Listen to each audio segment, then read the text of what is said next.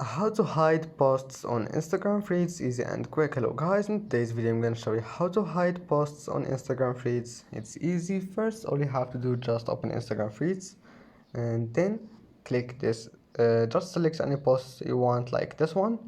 Click these 3 points and then click hide, and that's it.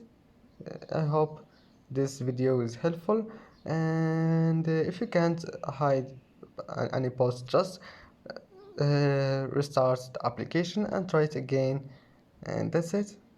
I hope this video is helpful for you. Don't forget to like, subscribe, and thank you for watching this video until the end, and see you in the next video.